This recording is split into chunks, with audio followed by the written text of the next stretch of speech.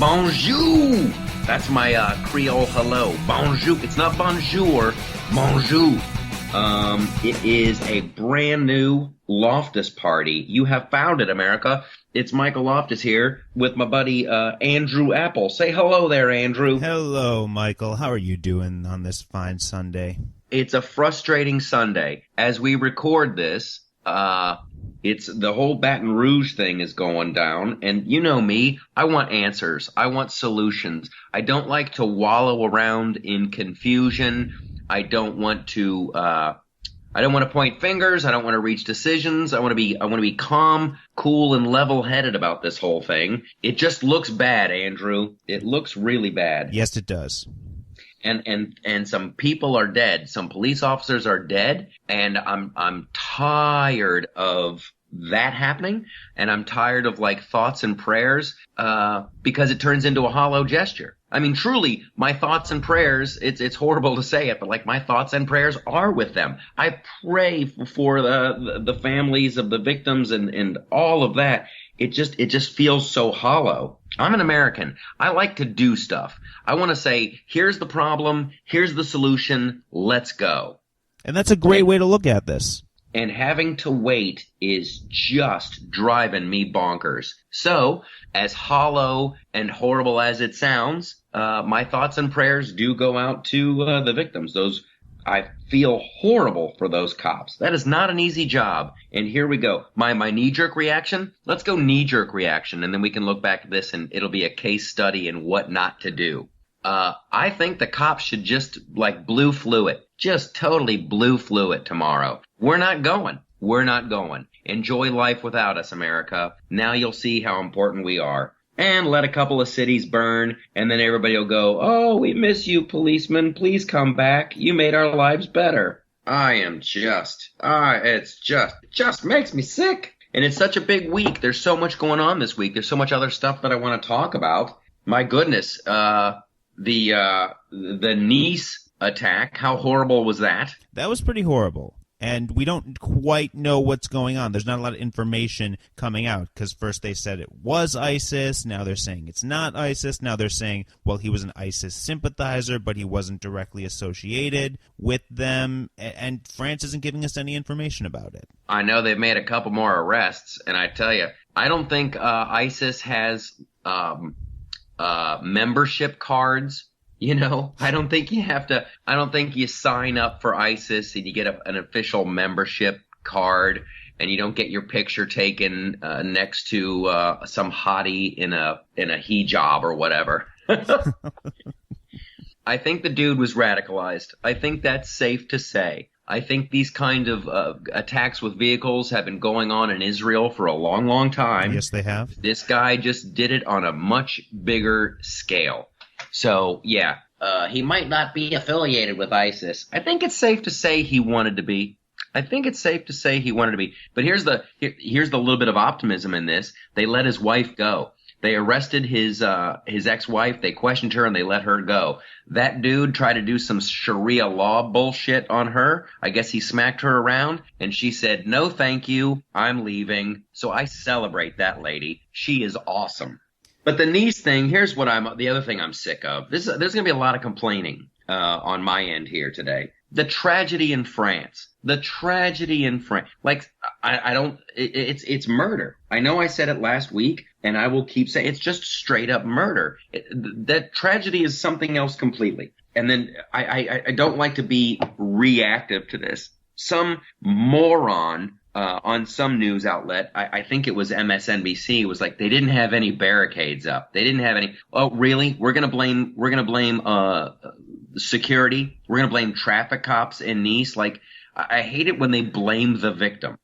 No, I agree with you wholeheartedly. Like, when we are defending someone who did something that was the complete opposite of common decency, and our rationale is, oh, well, they should have known that someone was going to come in and do something inappropriate. Why aren't we switching the conversation to why is it okay that this person did something inappropriate, illegal, wrong, mean? Yeah. They should have had those traffic things up so a car couldn't get through. Oh, my goodness. Okay, so those are my thoughts on Nice. And they've arrested a couple. They're questioning other people. France has a heck of a problem there. Holy smoke, my phone just crashed. I was looking up a Ruth Bader Ginsburg thing. Did you see that whole Ruth Bader Ginsburg deal? Yes, I did. What did she do this time? That crazy lady. Well, I mean, she was critical of Donald Trump. Do you think that's cool for a Supreme Court justice just to step in it like that? Just to start talking about a presidential election? Well, what I want to know, your opinion on the subject, I mean, are you offended by what she said or that she said anything? Because I don't think she should have said anything, but I looked at what she said, and nothing she said was wrong or untrue. It was just critical. I don't think she should have commented. I didn't think are you allowed to do that? Isn't there like a code of conduct with Supreme Court justices or judges in general? I mean, there's no official rule, but yes, it is very rare. Although it has precedent. I mean, Samuel Alito came under fire in 2010 when he openly disagreed with Obama during the State of the Union address. Is he the guy that writes, "You lie"? No, Samuel Alito is one of our Supreme Court justices. The guy who yelled "You lie" has been forgotten by history, so we're not going to applaud him. No, there was a Supreme Court justice who's like, no, that's not true. He like mouthed the word and shook his head no. Was that John Roberts? No. That was Samuel Alito, yeah. During the State of the Union address, he was caught on camera shaking his head and saying not true. Yeah, not true. Not true. Yeah, I think Ruth Bader Ginsburg should have kept her little mouth shut. Well, and here's the only thing that I would respond to that with. It's like the main thing that she said was that Trump flies off the cuff, that he says whatever he feels in the moment, which is something that he's been celebrated for on this very podcast. She said he was a faker. Come on, you knew what she said. Yeah, so he says whatever comes into his head at the moment. She said, I can't imagine what this place would be. I can't imagine what the country would be with Donald Trump as our president. Well, I don't think anyone can necessarily imagine what he would be because we've never had a president like him. Sure we have, Andrew. We've had a couple of them. George Washington, Abraham Lincoln, Ronald Reagan. What was the reality TV show that Abraham Lincoln hosted? Which one was that? Well, it was the Lincoln-Douglas debates. I tell you what, if you want to go down to politics as entertainment, I think they sold a lot of tickets to those debates back way before TV. I think politics is entertainment. I think President Obama slow jamming the news, that was hysterical. When Obama is like, this isn't an entertainment. He's done more late night TV shows. He's talking with the chick from gets in a bathtub full of Jello on YouTube. He's having a real conversation with her, and he's telling that, and he's going to say that the presidency isn't about an entertainment factor. That's rich. That is rich. Well, what do you say to those who respond to that by saying, well, he's trying to reach out to the American people in a place that they will find it? Because, I mean, let's be honest, we're not all going to whitehouse.gov and watching his videos there. Some of us are following him on Twitter, but if he's trying to get his message out to the American people, what do you say to those who say, well, that's just him reaching younger voters in the places where they get their media? I'm saying that if that's true for him, it's true for Donald Trump. Sorry I'm popular. Sorry I had a hit TV show. Sorry I have huge name recognition. Everybody knows who I am. So how do you feel going into the Republican National Convention? Is this going to be just a big reality TV show? I mean, what are your thoughts about what's going to happen? Well, here's my big fear is about the Republican. And I'm not worried about violence. At the RNC. Now watch that. That'll come back to haunt me. Watch something horrible will happen tomorrow. I wish Donald Trump knew better, like, talent bookers. Like, I looked at some of the names. Scott Baio. Okay. And then, who else is going to be there, Andrew? Antonio Sabato Jr., soap opera star. Right? I mean, come on. We got to do better than that.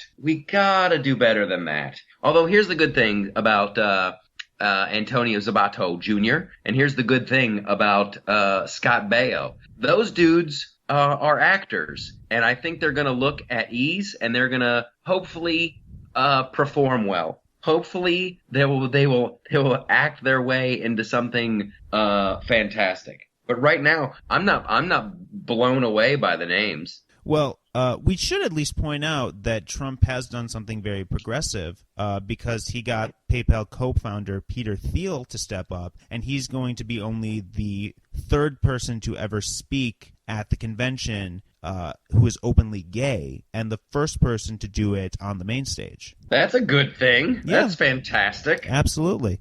More about the RNC convention. We've got a reporter embedded there. We got our very own Stacey Lennox, and she's going to be doing some reports from the RNC.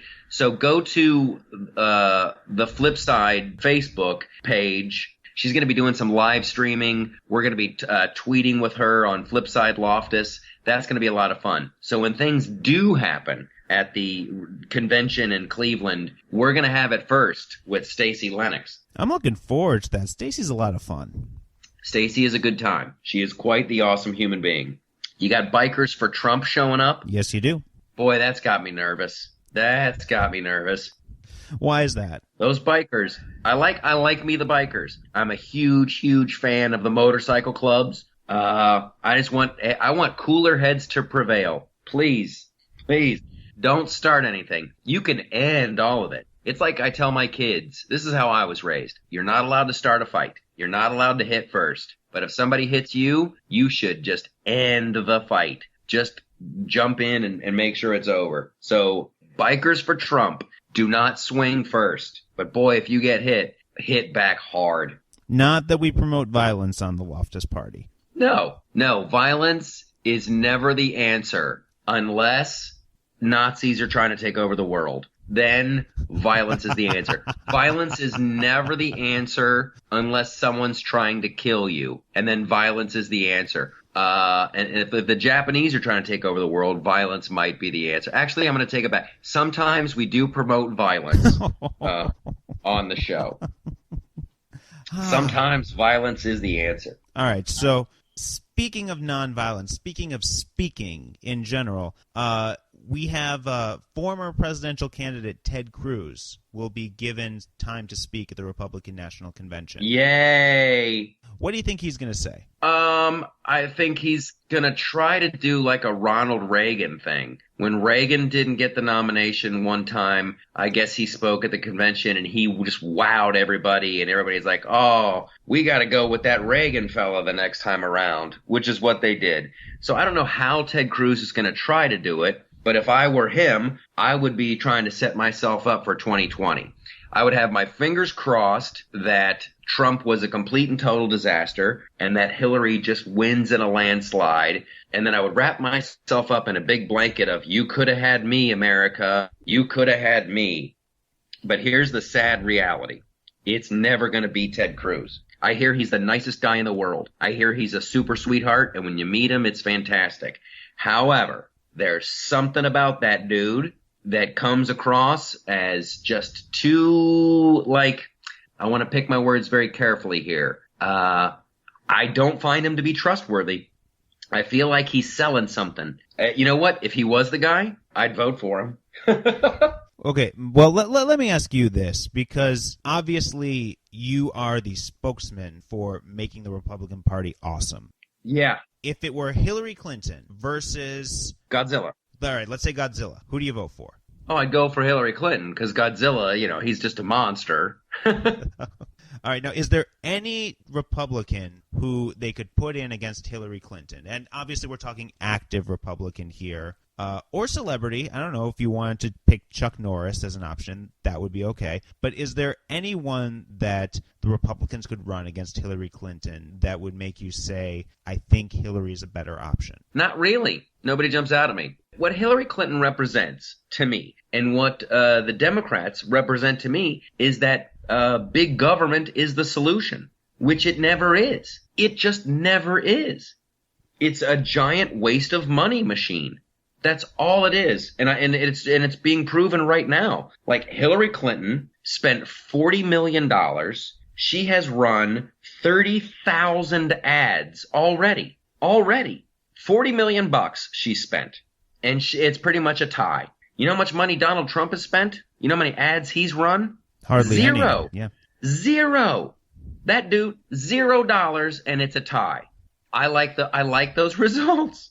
That seems like it's a better value for my dollar. Big government is never this. I love it when they talk about government stepping in to help out neighborhoods. Government can't step in and help out neighborhoods. All government can do is ruin perfectly good neighborhoods. The way government, here's how the government can help. They can repave the roads. They can make sure that the sewers work. And then that's it. Beyond that, get out of the way. In my hometown of Columbus, Ohio, there was this lovely little area called the Short North, and there was cool clubs and there was a nightlife scene, and there was art, and there was theater. And then the city came in and said, we're going to help them out. We're going to help them out. And they built some giant monstrosity. And you know what happened to the Short North? It moved. It moved away from the giant monstrosity. It's like, stop trying to help, government. You just make it uncool. Okay, so let's talk ways the government can help. Do you think that the government should be promoting small business loans? Yeah, they can help out small businesses. They can do that FDIC thing. They can help out, but not too much, or else you'll get into the same problem you have right now with the college student loans. Big government is responsible for the state of affairs with student loans. The reason colleges are going to hell in a handbasket right now is because the federal government said, we're going to make college more affordable. We're going to guarantee these student loans. And if you were the head of the university, you're like, wow, this is fantastic. The government's going to back up these loans. So guess what? I'm going to loan you money. I'm going to loan you money. I'm going to loan you money. Oh, and the price of tuition, it just got super expensive. And I'm sorry that the class size is so huge and there's barely a handful of professors, but that's the cost of doing business. So it's actually made the education worse for what you get for your money, and you owe a boatload of money because the federal government is backing up the loans. So then do you support allowing student loans to be absolved through bankruptcy? Let's do that. Let's let all the students, as of this moment, let's just try it. Let's just say every kid who's got a student loan, your debt is forgiven. Just forget it. Bankruptcy, we'll make up a new word. We'll call it crankruptcy or whatever. You don't owe another dime. And guess what? There's no more government-backed student loans. It goes back to the old school way. If you didn't have the money, you didn't go to college. You know what'll happen then? Colleges will have to work harder to get that money. So colleges will come up with solutions, and you'll have more innovation, and you'll have new colleges opening up. And it'll be amazing how affordable they are, because when that revenue stream gets cut off, they're going to have to improve what they do. Well, what do you say to the critics who would argue that all they're going to do is start appealing to those who still have money, the people in the highest echelon, and just charge them more, which they'll pay because they have it? Right. Yeah, you're always going to have your Harvards and your Yales and your whole Ivy Leagues. We're the expensive, therefore we're the best. However, other colleges are going to have to adapt if they want to have that huge revenue stream. Boom, bada boom, boom. Boom, we solved that crisis. That's your housing crisis too there, Andrew Apple. I tell you what, way back in the day, I think even before Ronald Reagan, it might have been Jimmy Carter. It's like X amount of home loans are going to be, the federal government's going to back them up, and we're going to make these loans affordable. And then Reagan said, we're going to do that even more. We're going to make even more of these loans available. And Bill Clinton was like, we're going to make even more, because it made him popular. It's like, look, we're giving money to poor people. Look at us, we're giving homes to poor people. And it reached a tipping point where all of the bankers knew they were being forced to loan money to people that were never going to be able to pay it back. There was no way, and they were going to lose their homes. And then you had Wall Street gambling on, well, when is this going to reach the tipping point? I think it's going to be now. I think it's not going to be. I think the government's going to have to do this. I think that's why nobody went to jail. Nobody went to jail because that whole thing, when you start loaning money to people that you know for a fact they can't pay it back and they're going to lose their house, that's just a recipe for disaster. And that was straight from the federal government. That was straight from, we're going to help out everybody. Whenever the federal government says, I'm here to help, run screaming. They are not set up to do it. That's what I'm sounding like a total tinfoil hat wearing conspiracy guy right now. No, you're doing all right, actually. I mean, you and I are in agreement with 90% of everything that you're saying. You know, it's like when people know that there's a safety net, they're going to take advantage of that safety net however they can do it, whether that be what caused the housing crisis or what caused the student loan crisis. The question that ultimately comes up is that, well, these are the situations that we're in. And do we want to start to get out of them and find solutions, or do we just want to keep the status quo? Well, here's the deal. You want to find solutions. However, it appears to me that when people on the left talk about finding solutions, it's just solutions that they like. It's not real solutions. It's like with Brexit, you know? Everybody voted in Great Britain to decide whether they wanted to stay in the EU or leave the EU. They left. They voted, the majority wins, and they're like, we want to leave. And then immediately the people on the left in England are like, well, we're going to sign a petition to have a do-over. Everybody loves democracy when their side wins. It's like when Obama he's like, hey, y'all need to start winning elections. If you guys win some elections, then we'll do what you want. And then the Republicans won. We won the House and the Senate. And Obama's like, well, that doesn't really count because the majority of my people didn't vote. Like, hey, sorry, dude. You literally told Republicans to go out there and win elections. And then we did. And then you're like, well, that doesn't count. I'm going to fight you tooth and nail. Well, what do you say to the critics of what you just said, that Obama's trying to have a dialogue and bring the Republican ideas to the table, but the Republicans are really just trying to be more obstructionist? That's one of the arguments that liberals are making. They always make that argument, but he never does. Obama hasn't brought Republicans in to work on anything. What has he brought him in on? Well, again, he's trying to work with Congress. He'd like to see an immigration bill. He'd like to reform Social Security, but there hasn't been any conversation. The Republicans are being accused of not bringing any ideas to the table. He didn't ask for anybody's help in Obamacare. He's like, we got the votes. I don't need them. He didn't ask for any Republican help in that. And right now, I'm all for obstructionists. I'm all for, like, slow it down, slow it way down. People always do that, like, Congress isn't doing anything. Good. I hope they all just sit on their hands like idiots.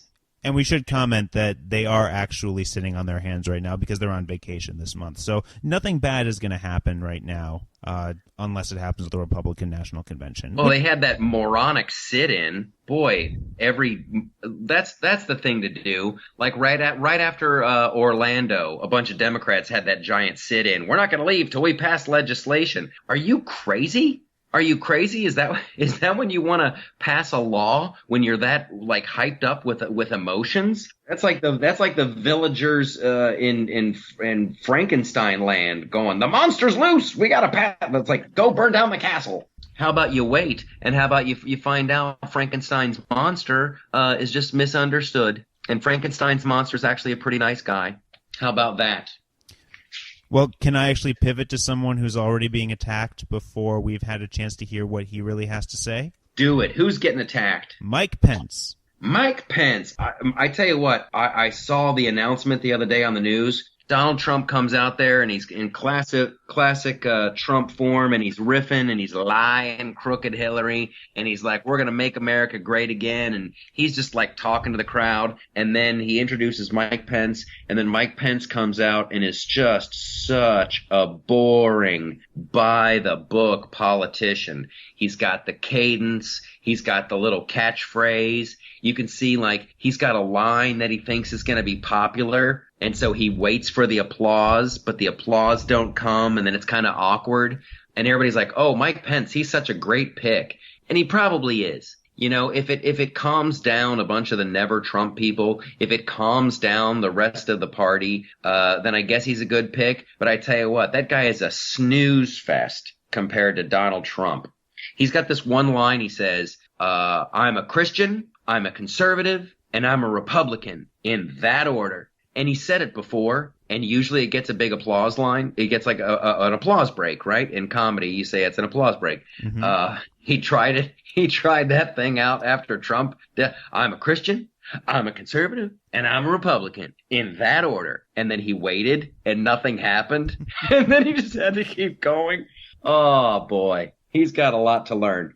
Mike Pence needs to go to regular guy school. That's what I should do. I should open up the Loftus Party regular guy school for politicians. Like, here's how to behave as if you were just a citizen of this country, and that you actually like watch TV and you went to the grocery store and you did things that normal people do. That's actually a great idea. I will take politicians and teach them how to be regular people. It'll be like Hogwarts. It'll be like Hogwarts. Like, you walk up and I have to put you in one of 4 different classes. And what would those classes be, Michael? Off the top of my head, stop the way you're talking. Like, I hate this way. Politicians do this thing. It's like swing set talking. There's a little cadence. There's a little cadence. And there's a thing at the end. I can't stand it. The problems with these Democrats, the problem with Hillary Clinton, the thing with Barack Obama, they just don't get it. Da da da da da da da da da da da da da da da da da da da da. We could set it all to music. I'm a big fan of that idea. I am too. I loved the logo. I wish they hadn't switched the logo. Yes, so for those who haven't seen it, the logo was a T inside of a P. The bottom of the T was going into the opening of the P. Yes. It's like they were kind of stacked. It kind of looked like the T was penetrating the P. That's what people are saying online. I love how the liberals and the Democrats immediately, like, the first thing they thought of was like, "Ooh, that looks dirty." And you know what? I would have left it. I would have left it. Yep, it is a sodomy reference. That's exactly what it is. I am Donald Trump. I am the top. Mike Pence is the bottom, which is kind of the truth. He's the president. The other guy's vice president. There is like a top-bottom relationship.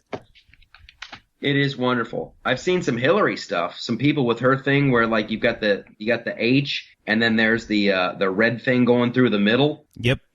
Somebody said that reminded them of a plane flying through the World Trade Center. Ooh, that's still too soon. And I tell you what, once I read that tweet and I looked at it that way, that's the only way you can see it ever. It's like wow. Wow, that's the only way you can see it after that. You're welcome, Andrew. Now it's the only way you can see it. Yeah. Here's a fun little story. I did an interview with a reporter from the AP. It'll come out tomorrow being Monday. And you know what he tells me? What's that? He says the reason he's doing the article, the reason he wants to talk to me was because, you know, I'm a Republican, I'm a conservative, and I do jokes and I have a comedy show and blah blah blah. So he's done some research. He's talked to some smart people at universities and colleges, and usually in a presidential election, the jokes are 6-1, meaning for every one joke a comedian on television makes about the liberal, they make six jokes about the conservative. Those are the normal numbers. Now, the numbers are still coming in over Donald Trump, but he knows that it's going to be way, way, way bigger than that. It's going to be, right now it's closer to like 12-1. He wanted to know my thoughts on that. And here are my thoughts. It's tough to make fun of Hillary Clinton because there's no one home. That she is just a political machine. She has no soul. Like, you can make fun of Donald Trump because, yeah, you got the spray tan jokes and you got the, oh, look at his hair. Goo, that took a long time. But he's more of a character. He's got the New York thing. He's got catchphrases. He's just a bigger person than she is. I wish there was more to make fun of with Hillary, but she's just a political machine. She's been in office. She's held some kind of public office for like what, the last 33 years? Yeah, the one exception is for about the past roughly 4 years or so, she's been a private citizen, which is when the whole Goldman Sachs controversy came out. That's when she wrote her most recent book. But yes, other than the past 4 years, she has been in public life. One before Secretary of State. But right before Secretary of State, she had been the senator from New York. Right. And right before that, she had been the first lady of the country. Yeah. And then right before that, she had been the first lady of Arkansas. Boy, she did well, though. She did well for herself. She made some money when she was Secretary of State. She did pretty well. The Clinton Foundation, that's pretty awesome, right? And that's going to be part of the conversation. That's what I'm really looking forward to in the debates and hearing her talk about that. Now, yeah, and I tell you what, it's like for everything that she can criticize Trump for, he's got like a checkmate. She's going to go Trump University, and then he's going to go Laureate University, which is on a much bigger scale. Like Donald Trump, a couple $1,000,000. With her, it's hundreds of millions of dollars. And Laureate University, Bill Clinton's on the payroll there. I think he makes like $10-15 million a year.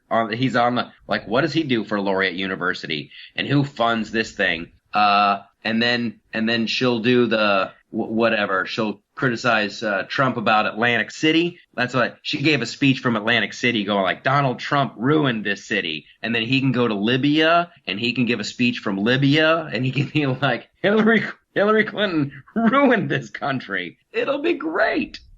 and again, it's going to be more of a reality TV show than a debate. I'm okay with that. If it's a reality TV show, as long as some more of her dirty laundry comes out. Hey, what do you think about this? Attempted coup in Turkey? You know what? I've been trying to figure this out, and it's one of the weirdest things I've ever read. Because first, it was an attempted coup, and then it was overthrown, and then the cleric who was accused of leading the coup came out and said, I didn't have anything to do with that. And then meanwhile, the president of Turkey, all of a sudden, he's being accused of trying to become a dictator. It's one of the craziest things I've ever read. It is fascinating. First of all, the guy's name, Erdogan. Yes. Right? Yes. Sounds like an extra from Game of Thrones, right? I am Erdogan, and I want the Iron Throne. And I'm telling you what, a lot of the soldiers, I guess, are reporting that they thought they were just out on an exercise. And that's what makes this so weird. Like, did the president of Turkey actually come up with some sort of political stunt to give himself a boost in the polls or in the international press? Well, I don't think it's for a boost in the polls or international press. I think it's so he can seize power. I think so he can get rid of the people who were against him. I guess maybe I am more of a conspiracy person than I thought, but I want to keep my eyes on this story because it's starting to smell like fake coup. Well, from a purely cynical standpoint, if that is the case, which we're not saying it is, but if it is, that is a brilliant political move. If he gets away with it. If he gets away with it. If they've got more journalists in jail in Turkey, I think that dude leads the world. He is no hero. And they kept saying that. Like I was watching fake coup coverage on the fake news, MSNBC, home of the fake coup. They kept saying, here's when my antenna go up. When they keep repeating the same phrases over and over and over again. They go, we should remind our viewers that he is a democratically elected president. He is the democratically elected guy. The fake, this is a coup against the democratically elected. And I'm like, they keep hitting this democratically elected guy thing way too hard. I don't think old Game of Thrones Erdogan is such a great dude. Lots of journalists in jail. I think if you criticize Erdogan, you go to a jail again. I think he's down with the terrorist groups. I think now that he's done the fake coup, I'm hoping for a real coup. And is it just me, or does it seem like there's a coup in some Middle East country like every other week? It seems like it happens all the time. Well, it's the follow-up from the Arab Spring that happened a couple of years back. It's the fallout. The fallout from the Arab Spring. Oh, Arab Spring. They tried to make that nice, didn't they? Yeah, they did. Yeah. That is not a good one. The Arab Spring was not a good idea. Oh, Hillary Clinton's comments on Nice. They're like, well, like, what should we do, Hillary Clinton? What should we do? And she goes, well, I tell you what we shouldn't do. We shouldn't get into a ground war in the Middle East. Like, hey, nobody was asking you what we shouldn't do. What should we do? And it seems like every time Donald Trump says something like, oh, I want to do a temporary ban on Muslims from this part of the world. Oh, that you're just helping the terrorists. You're just helping the terrorists. Like, what can we do? And here's what I keep coming back to. I keep coming back to that little clip from the flip side that we have on YouTube, Sharia land. And I really think we should do this. Let's give a little hunk of Syria to the terrorists. And you can go to these communities in France and in Germany, and you want Sharia law. And if they go, yeah, I want Sharia law, you go, congratulations, guy. And you put them on a plane, and you send them straight to this little hunk of Syria where it's Sharia land. And you can live in Sharia land, and fantastic, you can live under Sharia law. Let's see how long your little civilization lasts. Well, you know what the real fallacy is with that? Not just that they're going to completely end up in the purge and, becoming cannibalists, but we've seen that try to happen in Israel. The Palestinians, they have their own way of doing things. They don't like the way that the Israelis are running things. So the Israelis have said on more than one occasion, great, look, here's what you're going to do. You can have your own state. You can run it however you want. You'll be completely independent. You will get no support from us, but you won't have any control over our borders. And you can go off and you can do this. You know what they said? What? No. Exactly. That's why you have to force it on them. That's why you just have to tell them, no, friend, this is where you live. And you know what you do? You build a wall. You call up Donald Trump and you go, hey, that wall that you built by Mexico, could we get the plans for that? Because we need to keep these people out and on there. Good fences make good neighbors, Andrew Apple. And good fences make good neighbors. And I'm so glad you brought up Israel in this whole thing, because it just came out in the news that the Obama administration was using our tax dollars to support the guy who was running against Bibi Netanyahu. And this surprises you? I find it shocking. Well, no, I mean, because what the story is they were funneling U.S. tax dollars into Israeli support, which we give anyways, and that money did end up being used to help out Benjamin Netanyahu's opponent. And Obama and Netanyahu have a very, very contentious relationship. And the reason that they have a contentious relationship is because the Democrats have traditionally been much more unfriendly to Israel than Republicans have. They want the two-state solution, whereas anyone who has spent more than 5 minutes in Israel will tell you the two-state solution does not work. It would only work if the Palestinians actually wanted peace. They don't. They want the death of Israel. And I shouldn't say the Palestinians. I have met many Palestinians. They are wonderful people. It is not the Palestinians who are the problem. It is the terrorists who are the problem, who do things in the name of free Palestine. And that's a real shame.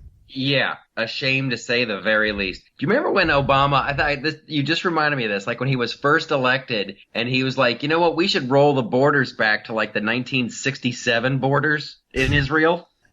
And you know what? They tried that. Back in the early 2000s, when Ehud Barak was running Israel, when he was the prime minister, he went to Palestine and gave them a deal. They would have gotten back 97% of everything they lost in the Yom Kippur War in 1967, and they turned him down. It's amazing. And I would have been so offended by the very suggestion. I'm like, no, you are not allowed you're not allowed to try to wipe me off the face of the planet. And when I win, you go, I want a do-over.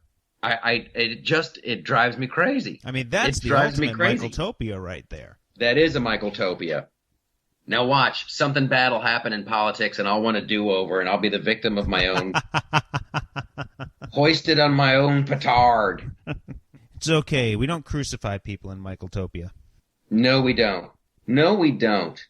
Crucifixion, that was not a good way to go. No, really wasn't. It really wasn't.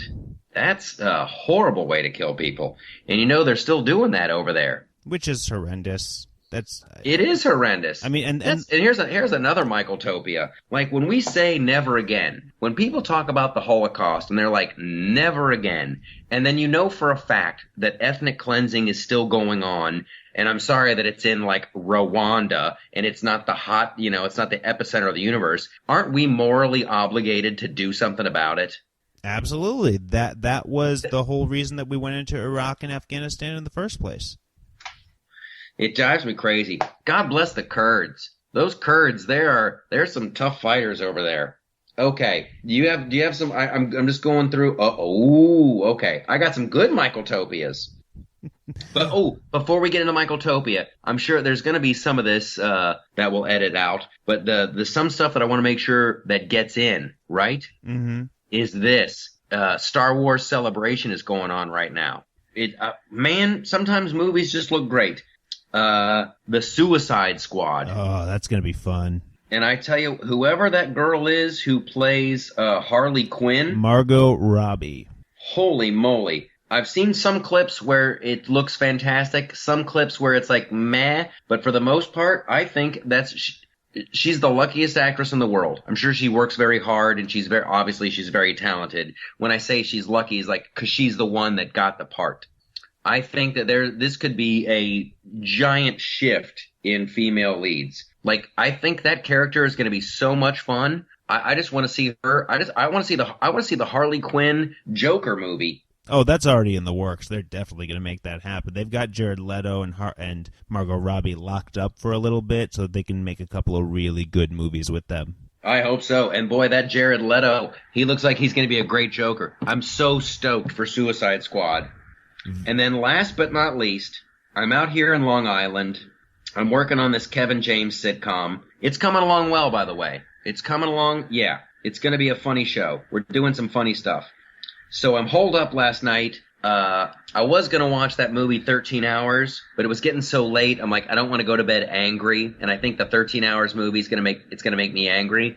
So I jumped back into Daredevil on Netflix. Oh, good Have you seen call. it? Have you seen that? I've watched both seasons. Dude, I'm almost at the end of season 1, and that show's phenomenal. Oh, just wait till season 2. Oh my good! Like they had the Punisher in season 2. They had Elektra in season 2. Really? Yeah. It's good stuff. You know who I really like in it is that Vincent D'Onofrio. He is the best Kingpin we've ever seen, hands down. I swear. I'm loving everybody in it. The only weak link in the chain is the other lawyer guy. Oh, right? You don't like Foggy? I think another actor really would have teed off on Foggy. I think that character on the page is really, really awesome. I just don't think that kid he's not ready for that part yet. I keep imagining other actors playing that role and like how much fun that would be. So who would you like to see in your dream casting of Foggy? Who would play that role? You know who jumps out? You know who jumps to the forefront? Who's that? Who's that guy on what's the HBO show Silicon Valley? Oh, TJ Miller. Yeah. You know, I can see that. You know who else would be great as Foggy? Who's that? A young Jack Black. Yes. You and I are in complete agreement there. Absolutely. So right off the top of our head, we've already named 2 other people who we would rather see doing that part. But I love that actor. He was Fulton Reed in The Mighty Ducks. He was one of the Bash Brothers. Oh, I never saw The Mighty Ducks. I mean, you wouldn't appreciate it now, but when you're a kid, it's just one of those movies that it was Bad News Bears on. Yeah. With hockey. Absolutely. It was the 90s Bad News Bears. Absolutely. So, I believe it is time. That was the show business I wanted to cover. Suicide Squad, Rogue One, Daredevil, so much awesomeness going out there in the world. Keep your eyes open for the Kevin James show. Kevin Can Wait is what they're calling it. And I believe now it's time for us to take a little journey into Michaeltopia. I'm looking forward to it. Let's go. Here's how Michaeltopia works. The regular world doesn't make a lot of sense. There's a lot of craziness in the regular world, but if you go to Michaeltopia, there's a different set of rules, there's a different set of laws, and everything makes sense in Michaeltopia. and everything is wonderful. So, Andrew Apple, what's some of the new laws that you have for Michaeltopia? All right, this is a two-parter. All right. Okay. In Michaeltopia, if someone has to tell you that it's not okay to play Pokemon Go while you're driving, you're not allowed to play Pokemon Go. Also, if someone has to tell you that it's not cool to set off a Pokemon Go lure and then use that to try to get people to stump for Hillary Clinton and sign up to vote, you're not allowed to use Pokemon Go.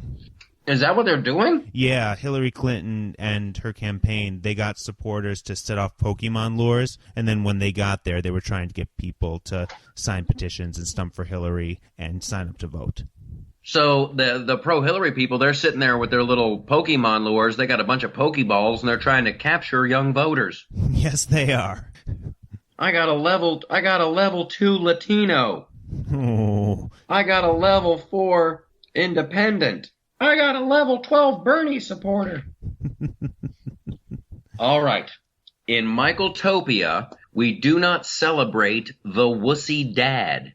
I have had it with these Volvo commercials where there's like the aging hipster dad who's talking about how sad it is that his daughter's getting married. Have you seen this commercial? This one I have not seen, no.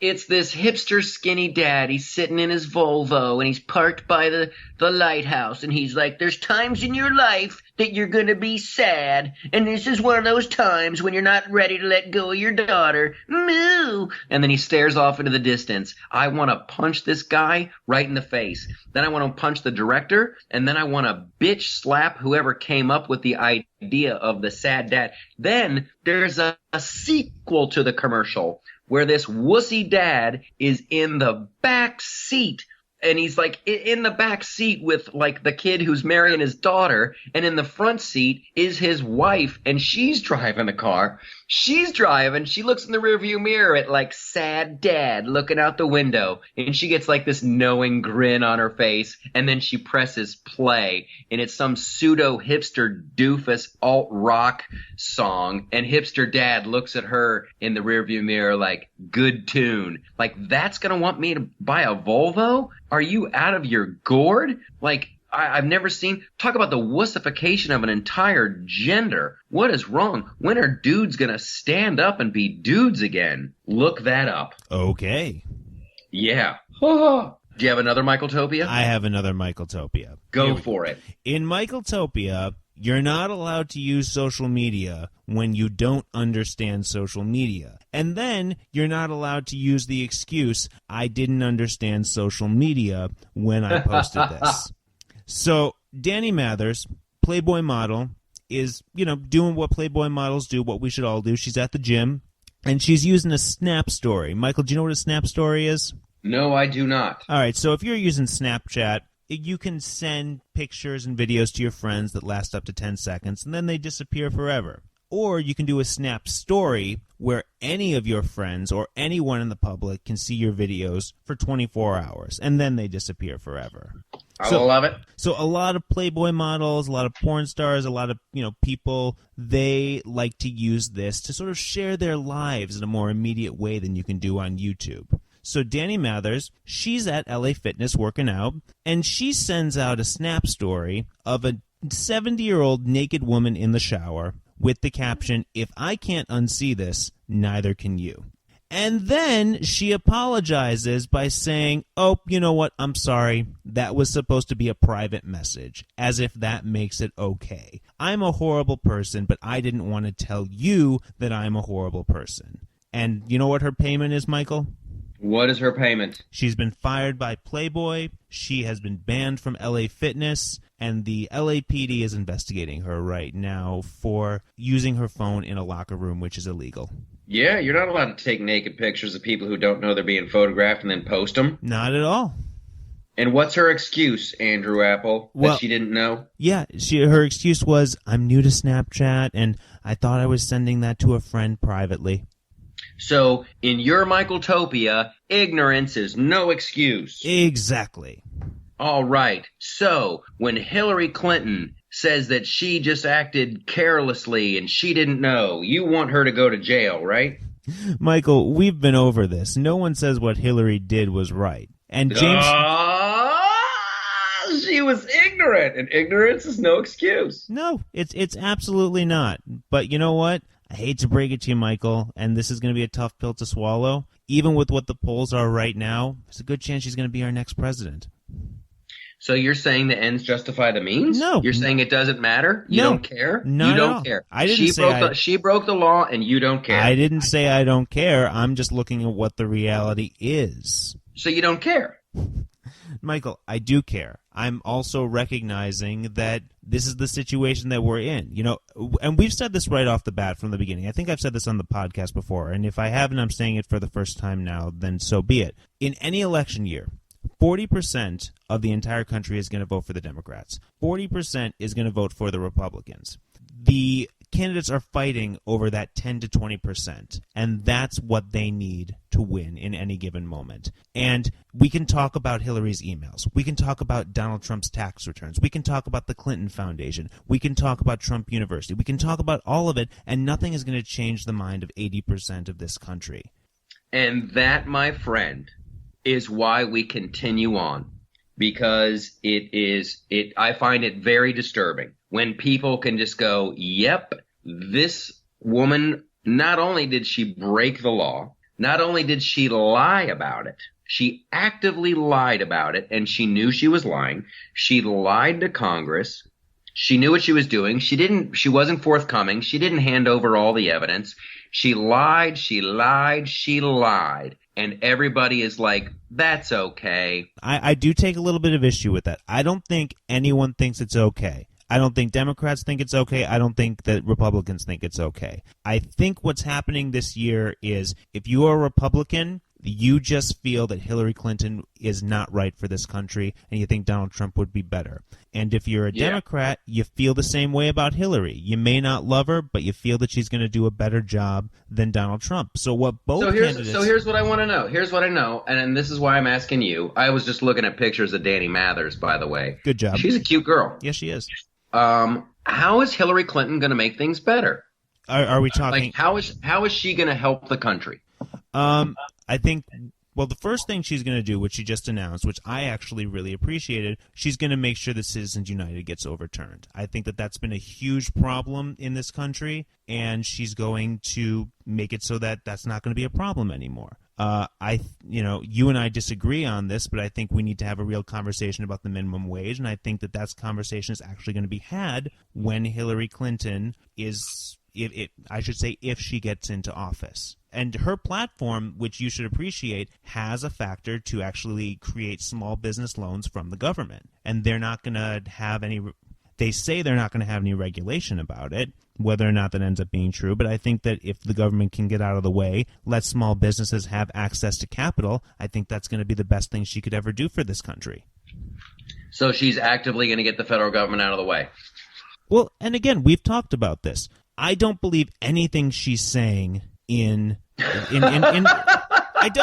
don't believe anything she's saying. I think that she's appealing to liberals. I think she's pandering. And when she actually becomes the president, she's going to be very, very moderate in her views. And she's not going to be the crazy liberal that Bernie supporters want her to be. And she's going to allow the government to get a little bit smaller. And the one exception is going to be Obamacare, which she's going to spend a lot of time trying to fix, which I think is what everyone wants. Everyone wants to fix Obamacare. That's wonderful. But this is a perfect Michaeltopia to go with. The idea of a Hillary presidency terrifies me. Terrifies might be a strong word. Deeply concerns me. I am deeply concerned. The ISIS threat, that's pretty big. I think everybody on the left is completely underestimating what's going on with the radical jihadis. And that's all I'll say about that. This government would work so much better if everyone just stopped showing up to work. Like if everybody in the federal government would just take a couple days, everything gets better. Everything gets better. That's why in Michaeltopia, we do not make fun of the Amish. The Amish are one of the fastest growing segments of our population. Everybody thinks the Amish are slowly going away. The Amish are actually growing in popularity. And I tell you what, there's something very, very appealing about it. There's something very appealing about That's to me, in a lot of ways, the Amish are the original libertarians. They're like, you know what? I'm not gonna participate in any of this. I'm not gonna go to your grocery store. I'm not gonna go to your Radio Shack. I'm not going to do your Twitter and your Facebook. I'm just going to hang out on the farm. I'm going to grow my food. And when I need a barn, I'm going to help have some of my friends come over and help me. And I'm going to help them with theirs. And I'm just going to sit on the porch and eat apple pie and wear plain clothing. I tell you what, there's something very appealing about being Amish. Well, I look forward to doing a completely analog podcast with you next week, where I guess you're going to have to be cranking the record player the entire time. I'm going to have to start leaving right now on my horse and buggy to get out to New York so that we can record this in the same room. There you go. You know what an Amish podcast is? A good conversation. I love that. And so next week, join us on the Loftus Party for another Amish podcast. It's just going to be good conversation.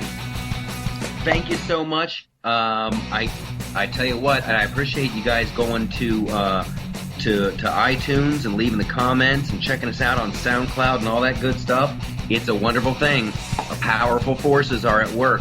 You may not know it. Powerful forces are at work. Thank you so much. Please check out theloftusparty.com and stay tuned. We got Season 3 starting in just a matter of weeks. It's countdown to Season 3 of the Flipside Show. Can you believe that? I cannot believe that. I feel like we just finished Season 2. I'm astounded.